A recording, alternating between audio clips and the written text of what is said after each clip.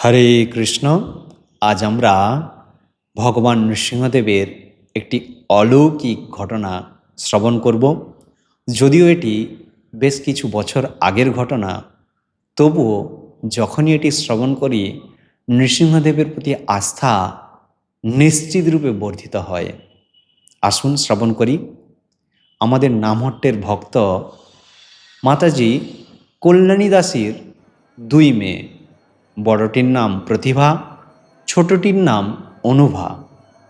উভয়েরই বিবাহ হয়েছে এবং তাদের প্রাপ্তবয়স্ক সন্তানাদিও রয়েছে। উভয়েই বহরমপুরে বাস করেন। একবার প্রতিভার স্বামী অত্যন্ত অসুস্থ হয়ে পড়েন।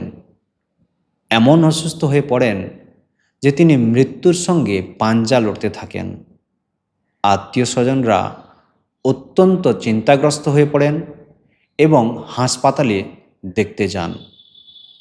ছোট বোন অনুভা তার জামাইবাবুকে দেখতে গিয়ে অত্যন্ত ভারাক্রান্ত হয়ে পড়েন।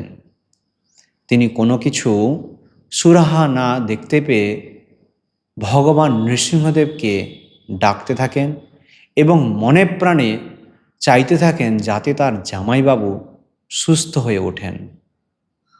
রাত্রে ফিরে এসে তিনি ঘুমালেন।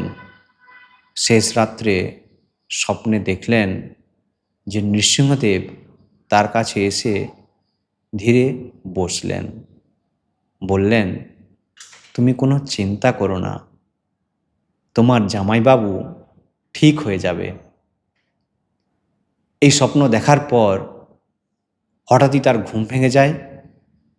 পরের দিন সকালে খবর আসে রোগী এখন সুস্থ আছেন, তার স্যালাইন এবং অক্সিজেন খুলে দেওয়া হয়েছে।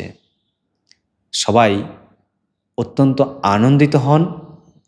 তো এই লীলার মাধ্যমে আমরা দেখতে পাচ্ছি যে ভগবান নৃসিংহদেব কতটা দয়ালু, যিনি হাসপাতালে থাকা একজন ব্যক্তিকেও কৃপা করছেন তার ভক্তের কথা রাখার জন্য।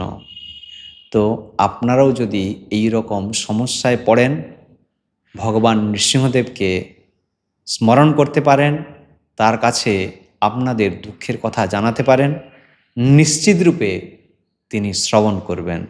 জয় নৃসিংহদেব ভগবান কি, ভক্তরাজ প্রহ্লাদ মহারাজ কি।